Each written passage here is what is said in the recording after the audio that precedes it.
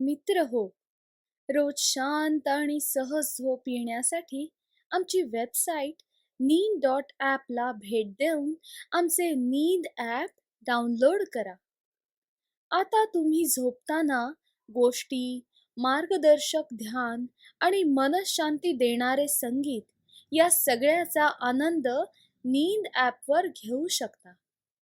या सगळ्याबरोबरच लवकर झोप येण्यासाठी नींद ॲप आणि वेबसाईटवर sleep gummies, milk mix, sleep T यांची माहितीही मिळू शकते. आणि महत्त्वाचं म्हणजे या कशाचीही आपल्याला ना सवय लागते ना कुठले साईड इफेक्ट्स. ती तुम्हाला झोप येण्यासाठीच मदत करतील आणि शांत झोपेचा सुखद अनुभव देतील. नमस्कार, मी श्रुती आणि आज तुम्हाला मी सांगणार आहे एक अलौकिक गोष्ट. हा महाराष्ट्र छत्रपती शिवाजी महाराजांनी निर्माण केलेलं स्वराज्य आणि स्वराज्यात निर्माण झालेल्या विलक्षण माणसांपैकी एकाची गोष्ट आहे. एका शाळेची सहल रायगडावर आली होती. मुलांना छत्रपती शिवाजी महाराज यांच्या शौर्याच्या आणि लढाईच्या गोष्टी ऐकताना खूप छान वाटायचं. त्यांच्याबद्दलच्या गोष्टी ऐकताना मुलांचे भान हरपत असे. आपणही महाराजांसारखा मोठा पराक्रम करून दाखवावा असं मुलांना फार वाटे. वर्गात इतिहास शिकवताना त्यांच्या सरांनी रायगडाचे वर्णन इतके छान केले होते की मुलांना रायगड बघायची, तिथला इतिहास जाणून घ्यायची खूप उत्सुकता लागली होती. आणि मुलांची ती इच्छा आज पूर्ण होत होती. हे राज्य व्हावे हे तो श्रींची इच्छा, असे म्हणत शिवाजी महाराजांनी रायरेश्वरावर हिंदवी स्वराज्य स्थापन करायची शपथ घेतली. आपल्या सवंगड्यांना गोळा करून हिंदवी स्वराज्य स्थापनेचे स्वप्न बघितले. मुघलांच्या ताब्यातून आपले राज्य आपण परत मिळवायचे एवढे एकच स्वप्न छत्रपती शिवाजी महाराजांनी बघितले आणि आयुष्यभर त्यासाठी ते लढले. सह्याद्रीच्या साथीने महाराजांनी अनेक गड किल्ले जिंकले आणि आपले राज्य मजबूत केले. रायगड ही त्या स्वराज्याची राजधानी होती. आजूबाजूला असलेले घनदाट जंगल, जिथून सूर्याची किरणे सुद्धा जमिनीपर्यंत पोहोचू शकणार नाही अशी दाट झाडी, असंख्य जंगली जनावर आणि ह्या डोंगराला असणारे तासून काढल्यासारखे काळे भोर कडे, जिथे पावसाळ्यात गवतही उगवत नाही. ज्या कड्यावरून वर चढून जायची हिम्मत फक्त वारा करत असे, तिथून खाली जायची धमक होती फक्त पावसाच्या पाण्यात. गडावर असंख्य ठिकाण बघण्यासारखी आहेत. आता राजधानीच होती म्हटल्यावर जवळजवळ पूर्ण गाव त्यांनी किल्ल्यावर वसवले होते, जेणेकरून खालच्या गावावर अवलंबून राहायला नको. पाण्याची कमतरता भासू नये म्हणून 2 मोठे तलाव बांधले, बाजारपेठ बांधली, राण्यांना राहण्यासाठी महाल बांधले. रायगडावर महादरवाजा, वाघ दरवाजा, पालखी दरवाजा, मेणा दरवाजा, शिरकाई देवीचे मंदिर, राजदरबार, नगारखाना, बाजारपेठ, गंगासागर तलाव, जगदीश्वराचं मंदिर आणि टकमक टोक आणि हिरकणी बुरुज अशी असंख्य ठिकाण इतिहासाची साक्ष देत उभी आहेत. एकेका ठिकाणाची सर मुलांना गोष्ट सांगत होते. प्रत्येक ठिकाणाला काही ना काही थरारक इतिहास होताच. तसाच हिरकणी बुरुजालाही होता.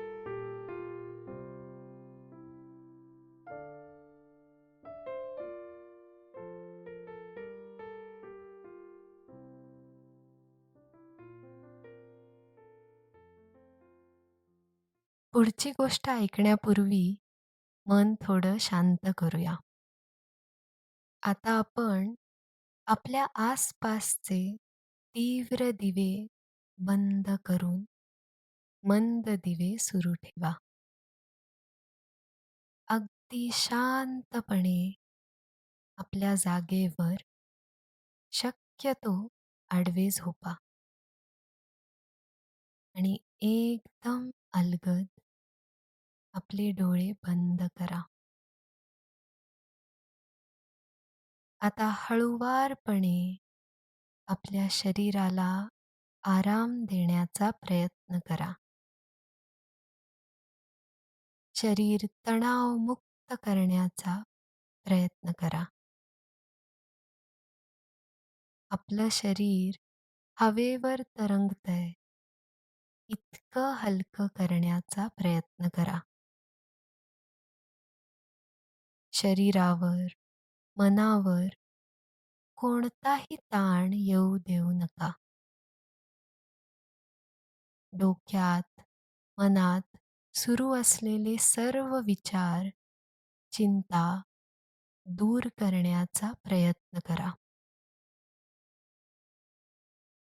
त्यानंतर येणारी शांतता अनुभवण्याचा प्रयत्न करा. मनात येणाऱ्या सर्व सकारात्मक, नकारात्मक विचारांवर विचार करू नका. आलेल्या विचाराला का आलास विचारू नका. चाललेल्या विचाराला का चाललास विचारू नका. आता आपले हात कोणताही ताण येणार नाही अशा पद्धतीने मांडीजवळ ठेवा. आता आपल्या श्वासांवर लक्ष द्या. मुद्दाम दीर्घ किंवा संथ श्वास घेऊ नका. फक्त लक्ष द्या. आपण घेतलेला श्वास कसा नाकाद्वारे, घशाद्वारे आपल्या छातीपर्यंत जातो याकडे लक्ष देण्याचा प्रयत्न करा. फिरून पुन्हा तो छातीद्वारे, घशाद्वारे, नाकावाटे कसा बाहेर पडतो हा प्रवास समजून घेण्याचा प्रयत्न करा. पुन्हा नेहमीच्या गतीने श्वास घ्या. श्वासाकडे लक्ष द्या. तुम्हाला आपलं चंचल मन शांत होत जातंय असा अनुभव येईल. मन शांत होत जातंय. अजून शांत. तुमच्या लक्षात येईल की आपलं शरीर हलकं होतंय. मन, शरीर तणावमुक्त होतंय. सर्व आसमंत आपल्या मन आणि शरीराप्रमाणेच शांत झालंय. सर्व आसमंत प्रसन्न आणि शांत झालंय.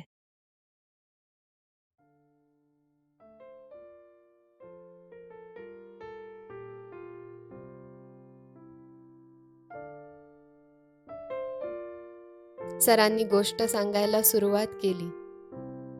आपल्या देशात खूप पराक्रमी आणि धाडसी स्त्रिया होऊन गेल्या, ज्यांनी शत्रू विरुद्ध लढून खूप पराक्रम गाजवला, लढाया केल्या. अशा अनेक पराक्रमी आणि धाडसी स्त्रिया तर आहेतच, पण अशा अनेक आयाही आहेत ज्यांनी आपल्या मुलांना पराक्रमी बनवलं, धाडसी बनवलं, चांगलं शूरवीर म्हणून तयार केलं आणि स्वराज्याच्या लढ्यात शिवाजी महाराजांसारखे राजे मिळाल्याने त्यांच्या सैन्यात जागा त्यांनी मिळवली.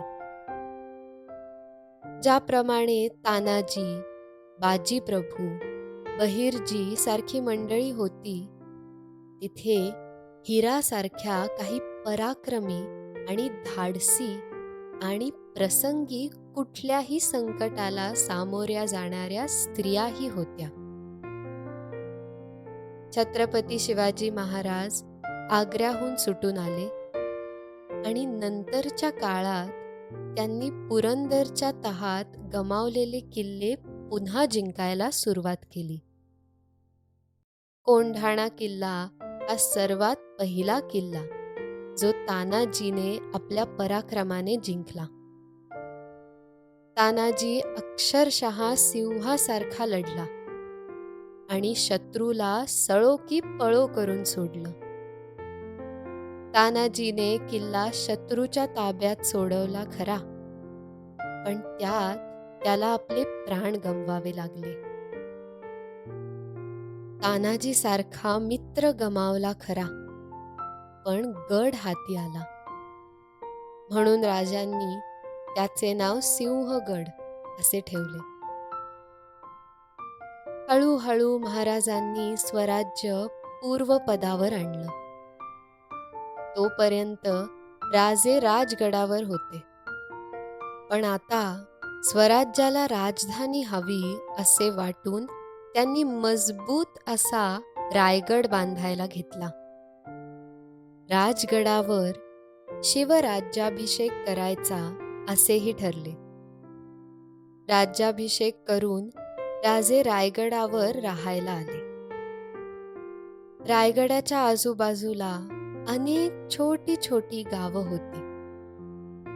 खाली काही अंतरावर वाकुसरे नावाचे एक छोटेसे गाव होते. गावामध्ये अनेक कुटुंब राहत असत. आपापलं काम करून ते आपला उदरनिर्वाह चालवत असत. अनेक घरातले तरुण आणि पुरुष हे शिवाजी महाराजांच्या सेवेत होते. कुणी सैनिक होते, कुणी त्यांचे घोडदळ सांभाळत असत, कुणी शस्त्रास्त्र तयार करत असत, कुणी शेतकरी होते, ते भाजीपाला, धान्य पिकवून आपलं घर चालवत असत. तसेच दूध दुभत विकूनही काही गवळणी आपले पोट भरत असत. मित्र हो, रोज शांत आणि सहज झोप येण्यासाठी आमची वेबसाईट नींद.ॲपला भेट देऊन आमचे नींद ॲप डाउनलोड करा. आता तुम्ही झोपताना गोष्टी, मार्गदर्शक ध्यान आणि मनशांती देणारे संगीत या सगळ्याचा आनंद नींद ॲपवर घेऊ शकता. या सगळ्याबरोबरच लवकर झोप येण्यासाठी नींद ॲप आणि वेबसाईटवर sleep gummies, milk mix, sleep T यांची माहितीही मिळू शकते. आणि महत्त्वाचं म्हणजे या कशाचीही आपल्याला ना सवय लागते ना कुठले साईड इफेक्ट्स. ती तुम्हाला झोप येण्यासाठीच मदत करतील आणि शांत झोपेचा सुखद अनुभव देतील. त्या गावात एक कुटुंब राहत होते. त्या कुटुंबात एक मुलगा, त्याची आई, बायको हिरा व त्यांचे एक तान्हे बाळ राहत असे. ते सगळे कुटुंब दूध विकून मिळणाऱ्या पैशातून कुटुंबाचा उदरनिर्वाह करत असत. त्याची बायको हिरा रोज सकाळी गडावरती दूध विकण्यास जात असत. असंच एक दिवशी दिवसभराचं काम संपवून हिरा किल्ल्यावरून खाली उतरण्यासाठी निघाली. पण बाजारपेठेच्या बाजूने ती फिरत फिरत राजसभेच्या दिशेने बाहेर आली आणि तिला पश्चिमेकडे आकाशात असंख्य रंगांची उधळण झालेली दिसली.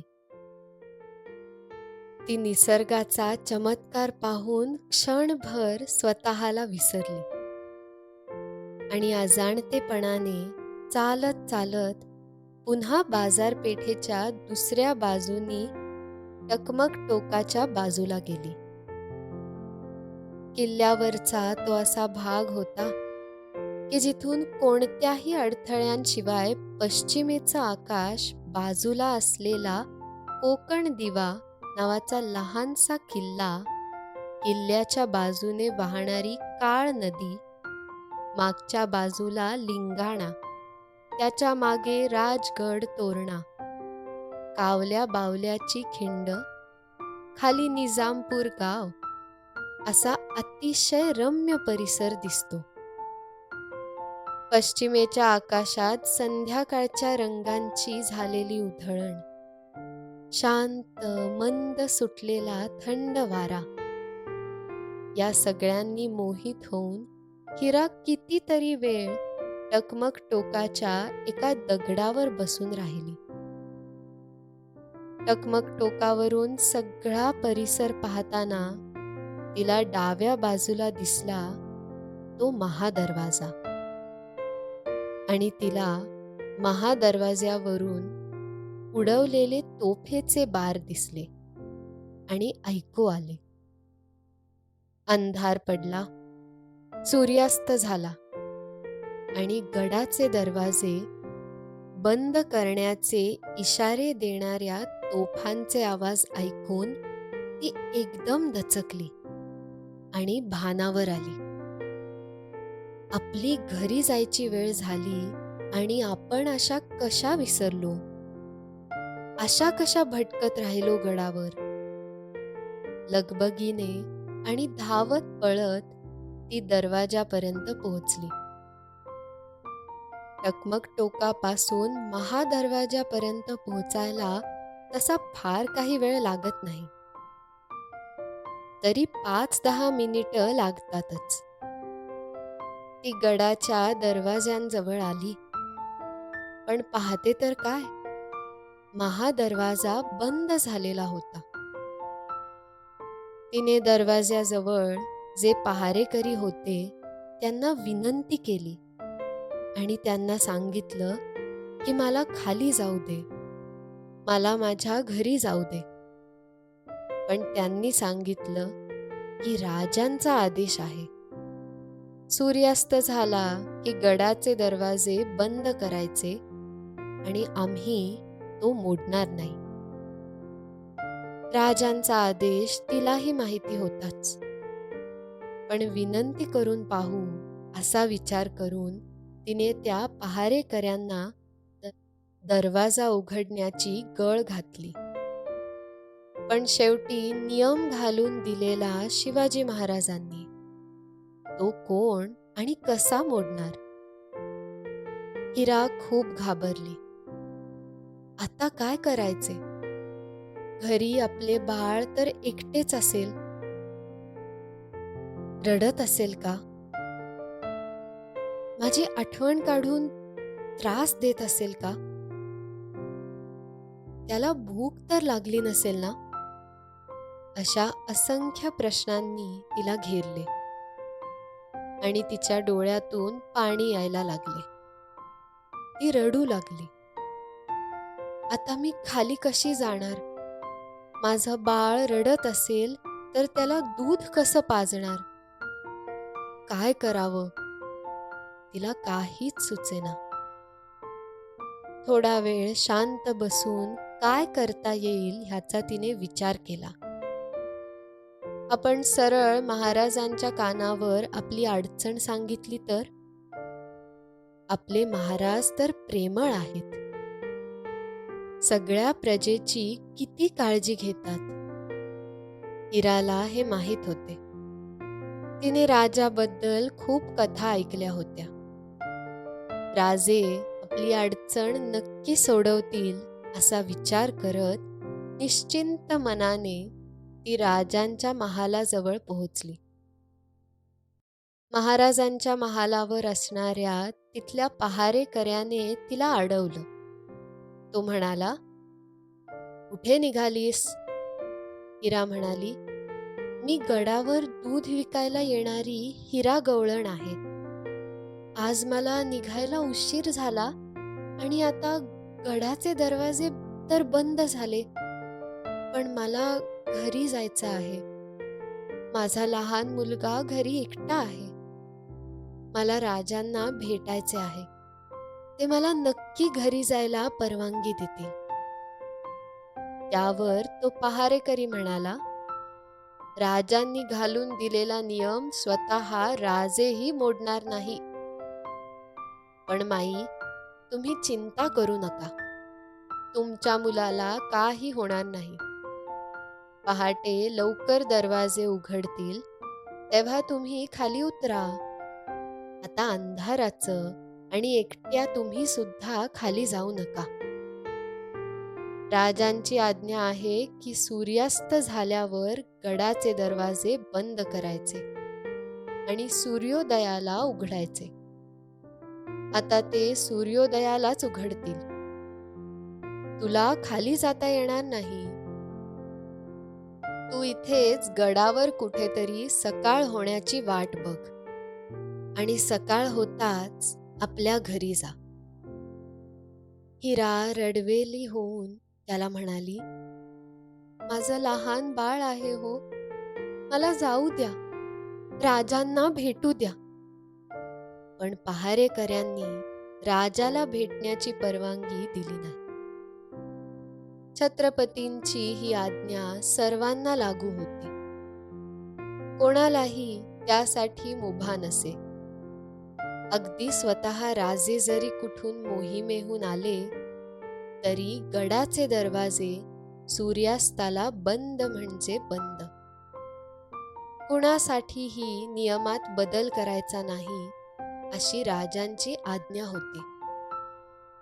राजधानी म्हणून रायगडाची निवड केल्यावर राज्यकारभार कसा असावा आणि गडावर काय नियम असावेत याची राजांनी एक पद्धत आखून दिली होती. काही नियम केले होते. ते नियम राजधानीच्या सुरक्षेच्या दृष्टीने महत्त्वाचे होते.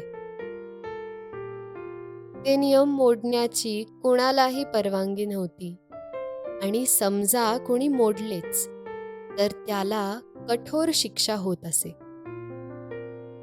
हिराला आता आपल्या तान्ह्या बाळाची चिंता लागली होती.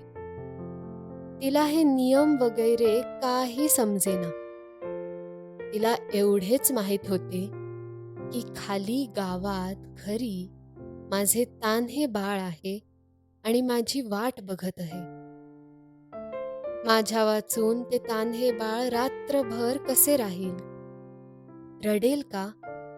त्याला भूक लागली तर त्याला दूध कोण देईल? अशा असंख्य प्रश्नांनी तिच्या मनात काहूर माजले. बाळाच्या विचाराने हिराची चिंता वाढतच चालली. काय करता येईल? कुणाला भेटता येईल जेणेकरून माझ्यासाठी गडाचे दरवाजे उघडून मला खाली माझ्या घरी जाता येईल? ती इकडे तिकडे फिरू लागली. कसंही करून मला माझ्या बाळासाठी घरी गेलंच पाहिजे. हिराने विचार केला की वाघ दरवाजाच्या बाजूने आपल्याला खाली उतरता येईल. आपलं गाव तिथून लांब पडेल पण किमान किल्ल्यावरून खाली उतरता येईलच. ती धावतच वाघ दरवाजाच्या बाजूला गेली. पण तिथे सुद्धा पहारेकरी पहारा देत उभे होतेच. आणि ज्या अर्थी इकडच्या पहारेकऱ्यांनी नियम मोडायची तयारी दाखवली नाही, त्या अर्थी तिकडचेही मोडणार नाहीत. आपल्या लहान बाळाच्या आठवणीने हिरा कासावीस झाली. तिला आठवलं, रोज या वेळेला आपण जेवतो. रोज या वेळेला आपल्या लहान बाळाला भूक लागते. ते रडतं. मग आपण त्याला दूध पाजतो. ते आता नक्कीच रडत असेल. ती अशीच किल्ल्यावर सैरभैर फिरत असताना तिला एक अशीच संध्याकाळ आठवली, जेव्हा ती फिरत फिरत किल्ल्याच्या एका बाजूला गेली होती. आणि तिला हेही आठवलं की तिथे तटबंदी बांधलेली नाही. ज्या अर्थी तटबंदी बांधलेली नाही, त्या अर्थी तिथे पहारेकरीही नसणार. क्षणाचाही विलंब न करता ती त्या बाजूला धावत गेली. रायगडाच्या इतर बाजूंना जसे ताशीव कडे आहेत, तसाच हाही कडा होता. खूप अवघड कडा असल्याने तिथून शत्रूही जाण्याचा विचार करणार नाही. असा विचार करून त्या बाजूला सैनिकांचा पहाराही नव्हता आणि तटबंदीही घातली नव्हती. आपण त्या कड्यावरून खाली उतरायचं. काहीही झालं तरी आपण तो कडा उतरून आपल्या बाळाजवळ जायचं. तिचा निश्चय झाला. पुन्हा एकदा देवाला प्रार्थना करून हिरा त्या कड्याच्या दिशेने निघाली. आपल्याला पुन्हा कोणी हटकले तर आपल्याला डांबून ठेवतील ह्या भीतीने ती हळूहळू अंधाराचा फायदा घेऊन कड्याच्या दिशेने निघाली.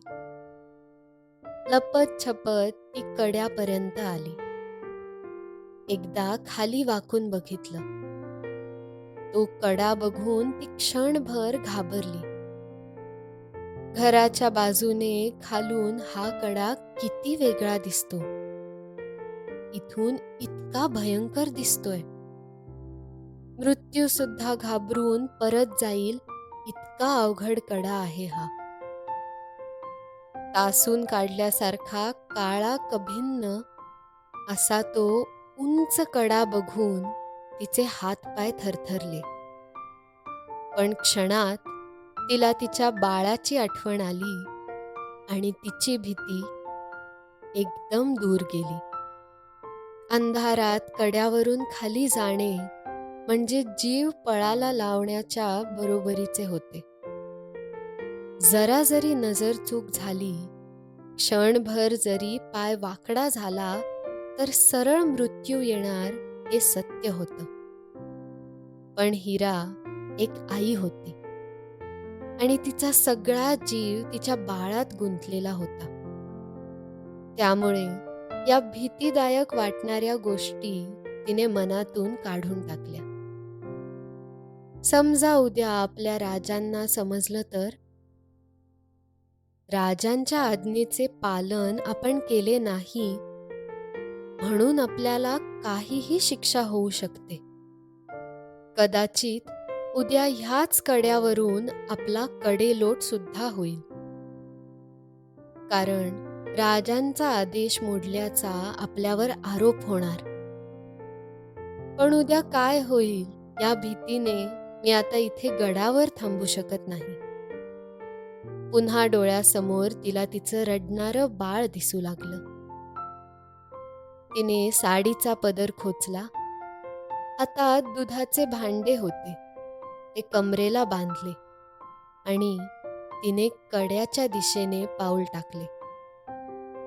तिने देवाची प्रार्थना केली. ती म्हणाली, देवा, मी ह्या कड्यावरून खाली उतरत आहे. काळजी घे माझी आणि माझ्या बाळाची पण. मनात आपल्या तान्ह्या बाळाशी बोलण्याप्रमाणे ती म्हणाली, रडू नकोस हं, मी थोड्याच वेळात येते. आता आपण जरा वेळाने बाळाजवळ पोहोचणार या कल्पनेने तिला जरा बरे वाटले.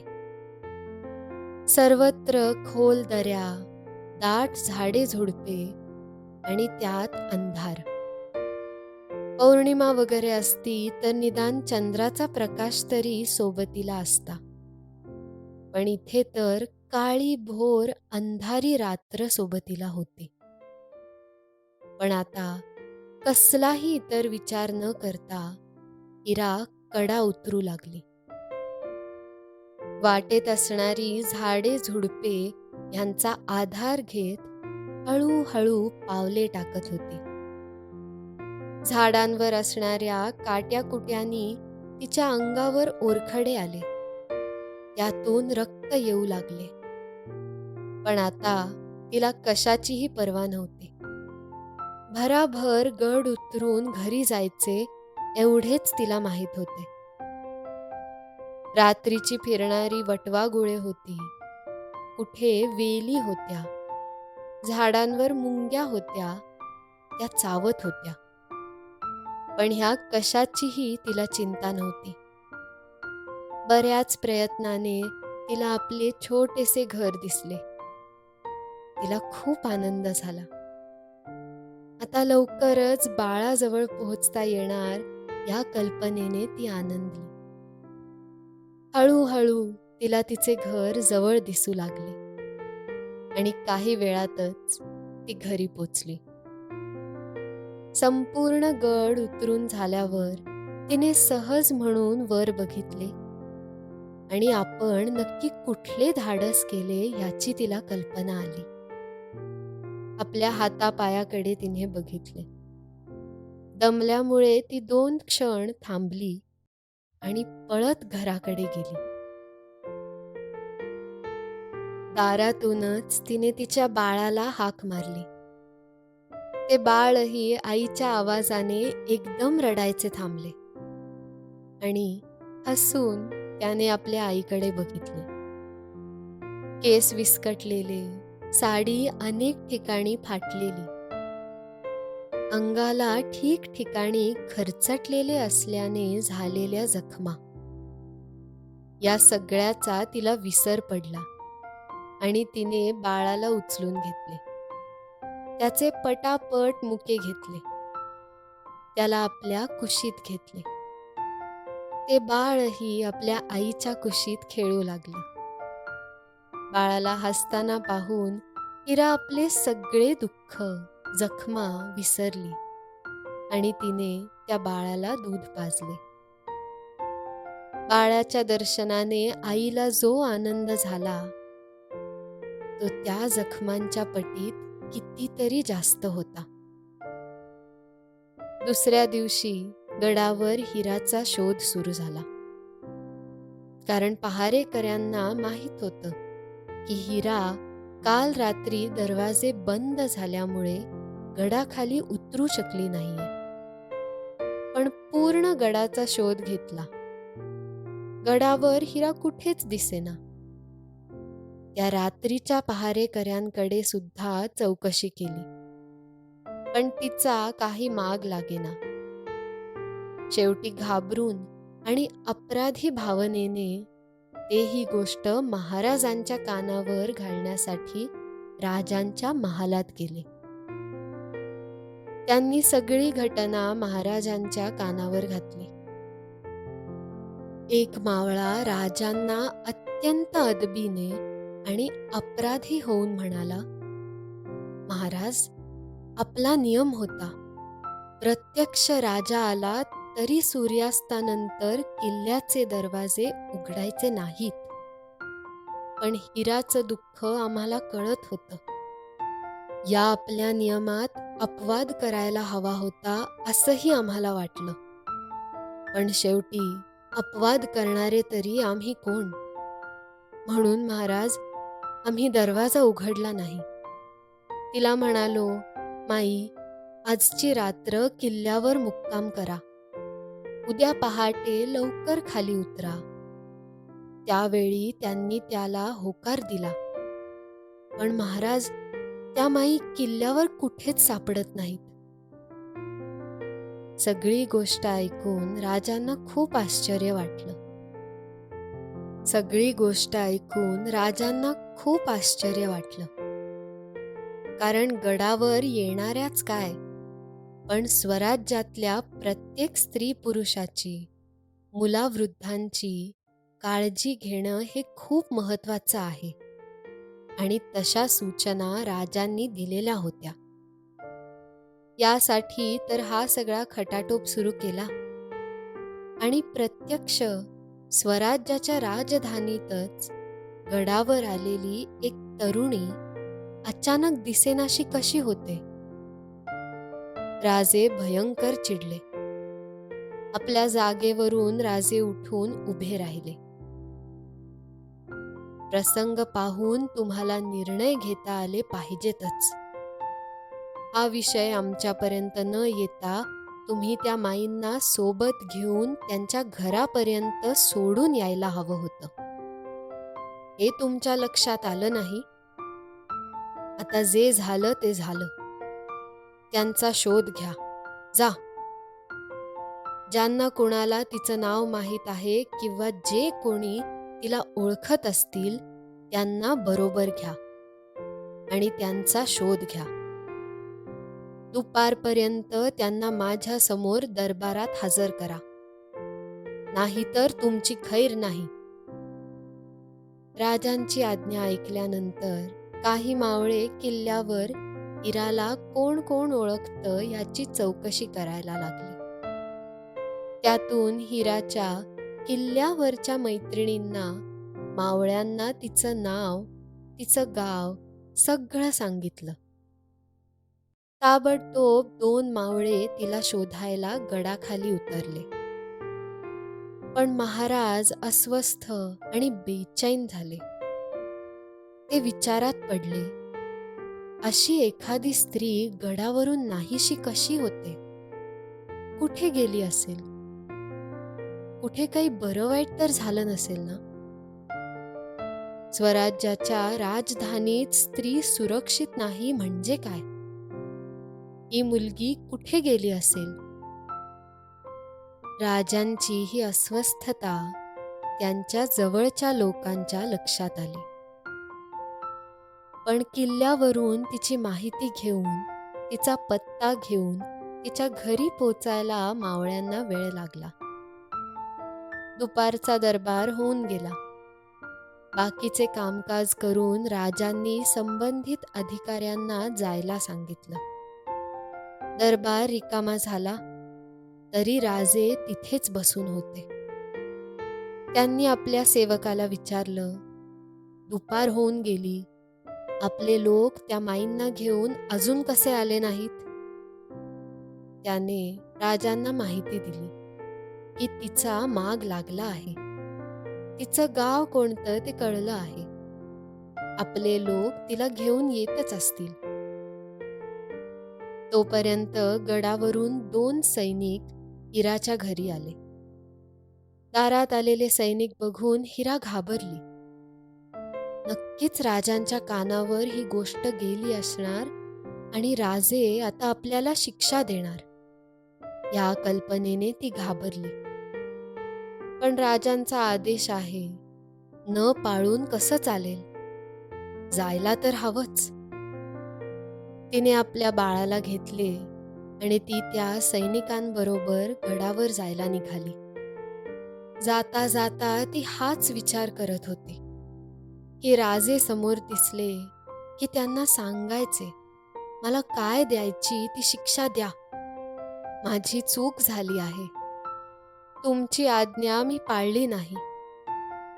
पण माझ्या बाळाला आसरा द्या. तुमच्या सावलीत त्याला वाढू द्या.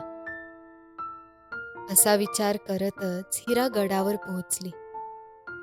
एरवी दरबारात जायची हिरावर कशाला वेळ येणार होती?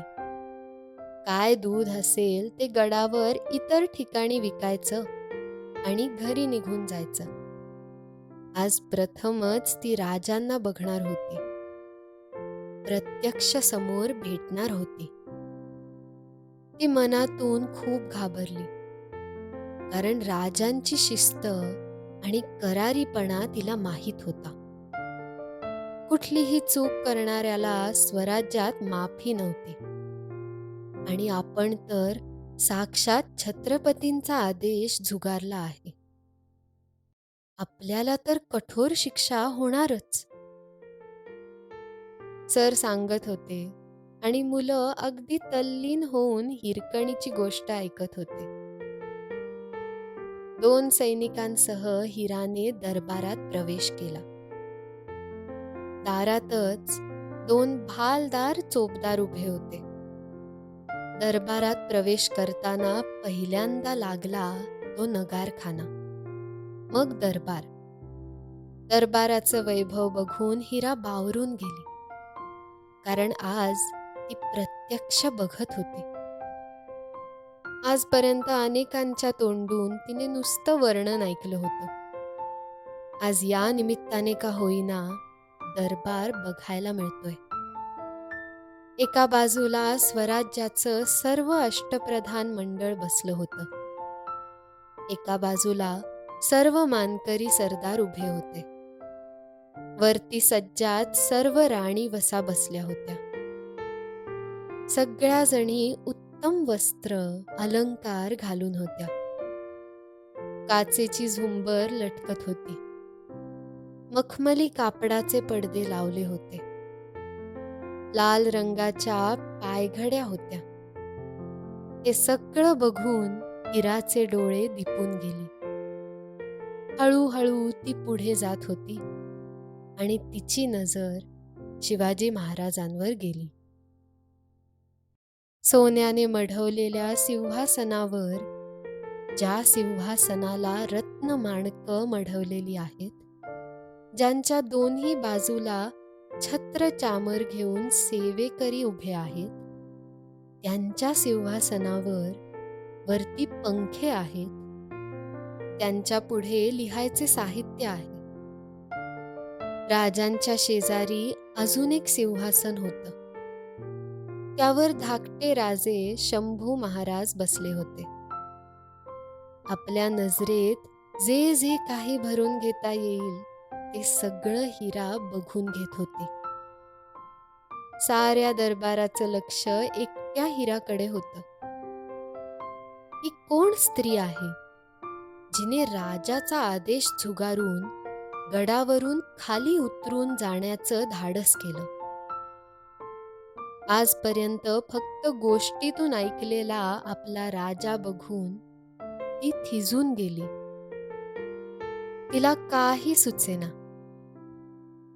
ती राजांकडे न बघता खाली नजर घालून आपल्या बाळाला पोटाशी घट्ट धरून उभी राहिली. राजे आपल्या जागेवरून उठले आणि जसे ते हिराच्या दिशेने यायला लागले, हिराच्या छातीत धडधड व्हायला लागली. साक्षात आपला राजा आपल्याशी बोलायला म्हणून येतो आहे हे बघून ती घाबरली. राजे जसे जवळ आले तसे हिराने गडबडीने त्यांच्या पायावर डोके ठेवले आणि ती म्हणाली, महाराज, मला माफ करा. मी तुमचा आदेश मोडला, पण माझं लहान बाळ घरी एकटं होतं म्हणून मी तुमची आज्ञा मोडली आणि गडाखाली उतरले. महाराज म्हणाले, माई, अजिबात घाबरू नका. आम्ही काही तुम्हाला कोणतीही शिक्षा देणार नाही. राजांच्या त्या आश्वासनाने हिराच्या जीवात जीव आला. राजे म्हणाले, मुली, आम्हाला सगळी हकीकत समजली आहे. तुझी बाळाला भेटायची ओढ आम्ही समजू शकतो. पण आम्हाला सांग, गडावर कडेकोट इतका बंदोबस्त असताना, कोणत्याही आक्रमणासाठी किल्ला बेलाग बांधलेला असताना, सर्व बाजूनी बंदिस्त असणाऱ्या गडावर अशी कुठली जागा तुम्हाला मिळाली जिथून तुम्ही गड उतरून गेलात? आम्हाला ती जागा बघायची आहे. तिची भीती जरा कमी झाली. ती म्हणाली, महाराज, गडाच्या त्या बाजूला एका जागी एक सापडली अशी जागा. की त्या जागेवरून मी कडा उतरून खाली गेले. महाराज म्हणाले, आम्हाला ती जागा बघायची आहे. आम्हाला तिकडे घेऊन चला आणि ती जागा दाखवा. असं म्हणत राजे चालायला लागले. दरबारातले सगळे लोक त्यांच्या मागून निघाले. गडाच्या एका बाजूला असलेल्या कड्यापाशी हिरा राजांना घेऊन गेली. तिने ती जागा आणि तो कडा सगळ्यांना दाखवला. ती जागा बघताच सगळेजण खूप आश्चर्यचकित झाले. त्यांना हिराचे खूप कौतुक वाटले. ज्या कड्यावरून फक्त पाणीच खाली जाऊ शकतं आणि वाराच वर येऊ शकतो, त्या जागेवरून हिरा खाली उतरली हे बघून सगळे खूप कौतुकाने हिराकडे बघत राहिले. महाराज आश्चर्याने म्हणाले, माई, ह्या कड्यावरून उतरून जाण्याचं धाडस केलंत? हिरा म्हणाली, महाराज, माझं तान्हं लेकरू घरी होतं आणि मला घरी जाणं गरजेचं होतं. पण गडावरून खाली जाता येणार नाही असा तुमचा आदेश होता. म्हणून मग ह्या कड्यावरून उतरून जाण्याशिवाय दुसरा मार्ग नव्हता. महाराज, माफी असावी. महाराजांना तिचे खूप कौतुक वाटले. तिने केलेल्या धाडसाबद्दल त्यांना अभिमान वाटला. त्यांनी तिचा साडी चोळी देऊन सत्कार केला. राजे म्हणाले की जोपर्यंत अशा पराक्रमी आणि धाडसी स्त्रिया स्वराज्यात आहेत, तोपर्यंत आपल्या स्वराज्याला कसलाही धोका नाही. अशा धाडसी आया असतील तर त्यांच्या पोटी जन्माला येणारे उद्याच्या स्वराज्याचं बळ आहेत. परंतु राजांना अजून एक चिंता वाटली. ती म्हणजे ज्या वेळेला रायगडाची बांधणी पूर्ण झाली तेव्हा हा मार्ग आपल्या नजरेतून कसा काय सुटला. त्यांनी त्या कड्याचा मार्ग बंद करून मजबूत करायचे आदेश दिले. जिथून हिराने हे धाडस केले त्याला तिचे नाव देण्यात यावे असे सांगितले. त्या दिवसापासून त्याला हिरकणी बुरुज असे नाव पडले.